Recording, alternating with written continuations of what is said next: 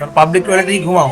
হ্যাঁ, ভিতরে। একটা মেয়ে তার নিজের সেফটির জন্য ছেলেদের রূপ ধারণ করছে।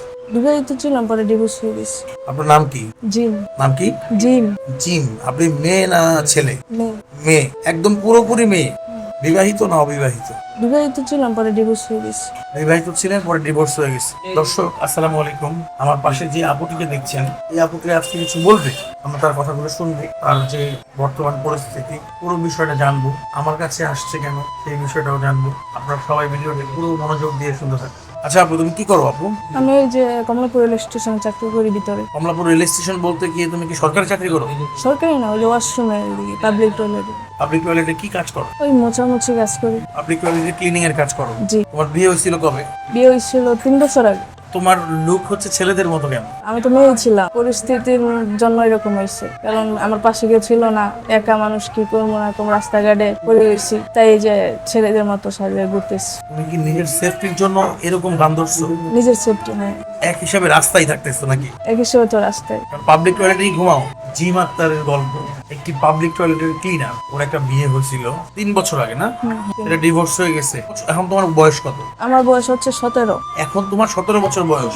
এত ছোট বয়সে কেন বিয়ে করলা? আমি যখন মাদ্রাসায় পড়তাম, আমার আম্মু বলছে যে আমাকে বাড়িতে ঘুরতে নিয়ে যাবে। পরে হঠাৎ করে একজন ছেলেপক্ষ আসে, দেখা করায়, হঠাৎ করে বিয়ে সারিয়ে দেয়। মানে আমি তো এই সময় কিছুই বুঝি না, আমার 12 বা 13 বছর, সংসার কি কিছুই বুঝি না। ও বিয়ে শাদীর পর সংসার করলো, পরে স্বামী যে ছিল যে আরেক মেয়েকে ভালোবাসতো, নেশা করতো, এগুলো সহ্য করতে পারতাম না। আম্মুকে বলতাম, আম্মু শুনতো না, বলতো যে কিছু হবে না হবে না। এভাবে মানে নেশা করে প্রতি রাত মনে করেন যে 3 দিন 4 দিন যাইতো, বাসায় আসতো না। তো হঠাৎ করে একদিন বললাম যে আমি আর সংসার করবো না, আমি আর পারতেছি না সহ্য করতে। ডিভোর্স হয়ে গেছে এইভাবেই। পরে বাসায় গেছি, বড় ভাই মাইক করে লাঠি দিয়ে পিটাই। বাড়ি কোথায়? নেত্রকোনা। স্বামী সংসার থেকে আসছো কত বছর আগে?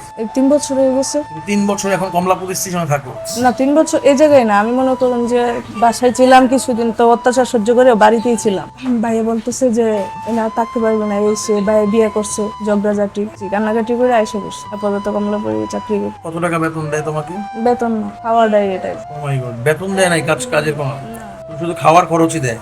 তোমার এই যে লেবাসটা, এটা কি মেয়ে ছেলের মতোই ছিল যখন বিয়ে হয়েছিল? না না, আমার চুল লম্বা ছিল, মেয়েদের মতনই চলতো। তোমার ছবি আছে? এই ফোনে তো নেই, অন্য একটা ফোনে ছিল, এখন ওই ফোনটা আমার কাছে নেই। আরো 8-10টা মেয়ে যেরকম স্বাভাবিক ছিল, হ্যাঁ। তুমি এরকম স্বাভাবিক ছিলা। জি। তুমি কেন এই লেবাস এ আসলা? বাইরে আসছি, তারপর অনেক ছেলে পেলে ডিস্টার্ব করতো, একা একা রাস্তায় ঘুরতাম। পরে ভাবলাম যে ছেলেদের মতো চললে তো আর আমাকে ডিস্টার্ব করবে না, নিজের সেফটির জন্য এটা করছি।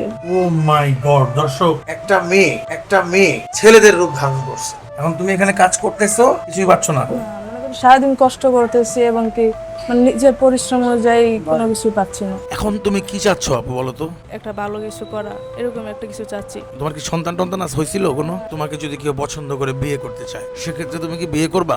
না আর বিয়ে করতে চাও না? না, নিজের পায়ে দাঁড়াতে চাও, বুঝতে পারছি। এখন বলো তো তুমি কি করতে চাও আপু? তোমার জন্য কি করতে পারি? এমন একটা কাজ চাই যেটাতে নিজের পায়ে দাঁড়িয়ে আমার মা বাবার এরকম বয়সকালে পালতে পারি আমি। কারণ আমি দেখছি আমার বড় ভাই যে পর্যায়ে, আমার মা বাবার কোনো সময় দেখবো না। দর্শক আসলে এই চাওয়াটা কিন্তু খুবই স্বাভাবিক চাওয়া। একটা চাকরি, কেমন চাকরি হলে তোমার ভালো হয় বলো তো? আমার তো প্রতিষ্ঠান আছে চাকরি দেওয়ার মতো। তোমার কি টাইপের কাজ তুমি পছন্দ করো বা স্বাচ্ছন্দ্য বোধ করো, বা তুমি কি টাইপের কাজ পারো, এমন কিছু আছে? বেশি কিছু তো পারি না, কারণ আল্লাহ ভাগ্যে যে চাকরিটা যদি মিলে, মানে কোনো একটা চাকরি দিতে পারেন, তাহলে চেষ্টা করবো। ভিডিওটি প্রচুর পরিমাণে শেয়ার করবেন আপনারা, কারণ ও একটা ভালো জব চাচ্ছে। কারণ আমার এখানে অনেক ভালো জবের অপশন নাই আসলে। মোটামুটি তুমি যেটা করতেছো ওইখান থেকে একটু ভালো অপশন আছে। আমার এখানে ধরো যে তুমি এখানে যদি কাজ করো, ওয়েটারি করো, পাবলিক টয়লেট ক্লিন করো, তো ওইটার থেকে আমার মনে হচ্ছে এটা আরো ভালো জব।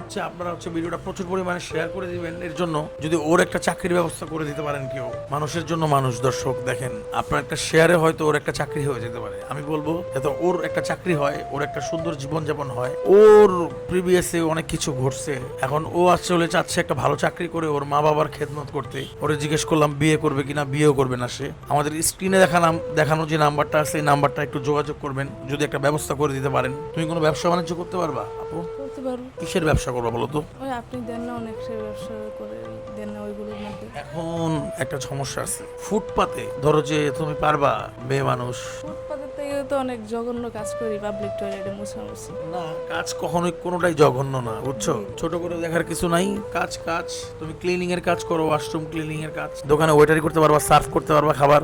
জি পারবো। পারবা শিওর? ইনশাল্লাহ। তুমি মেয়ে মানুষ, তোমার জন্য যদি একটা ভালো অপশন থাকে দর্শক আপনাদের মধ্যে, আপনারা ভিডিওটা প্রচুর পরিমাণে শেয়ার করে দিয়েন। এই বোনটি হচ্ছে আসলেই সে এমন এমন জায়গায় ঘুমায়, আমি কিন্তু ওর বিষয়ে জানি যে ও একটা ওয়াশরুমে কাজ করে যেখানে কোনো ঘুমানোর জায়গা নাই, যেখানে কোনো খাওয়ার কোনো সিস্টেম নাই। কমলাপুরের মধ্যে পাবলিক ওয়াশরুম তো আপনারা জানেনই কেমন হয়। তুমি আর কিছু বলতে চাও মানুষের উদ্দেশ্যে? ছেলেদের উদ্দেশ্যে যে বড় বোন ছোট বোন যেমনই হোক না কেন, বোন তো একটু সাপোর্ট করতে হয়। কারণ একটা মানুষের সাথে যদি এত কিছু হয়, তাহলে একটা মানুষের পাশে যদি কেউ না থাকে, আপাতত যদি ভাইও পাশে থাকে, একটু শান্তি পাওয়া যায়, একটু শক্তি পাওয়া যায় মনে। আপনারা যে ভাইরা আছেন, ও যে কথাটা বলতে চাচ্ছে আমি বলি আপনাদেরকে, যে ভাইরা যদি আপনার বোন অসহায় হয়, যদি আপনি বিয়ে করে ফেলেন, যদি সামর্থ্য থাকে আপনার বোনদের সাপোর্ট দেন। ওর অনেক কষ্ট আছে, ক্ষোভ আছে, তার পরিবার নিয়ে, তার ভাইদের নিয়ে। ভিডিওটা প্রচুর পরিমাণে শেয়ার করে দেন, বারবার বলতেছি, কারণ আমি চাই ওর একটা ভালো একটা চাকরি হোক। কারণ এখানে ওয়েটারিটাও অনেক ভালো ভালো প্রফেশন না, ওই মানুষটার কাছে পৌঁছায় ভিডিওটা, যে মানুষটা ওর একটা চাকরি দিতে পারবে সুন্দর। যোগাযোগ করুন। ভালো থাকেন, সুস্থ থাকেন, দেখা হচ্ছে অন্য কোনো দিন অন্য কোনো ভিডিওতে। আসসালামু আলাইকুম।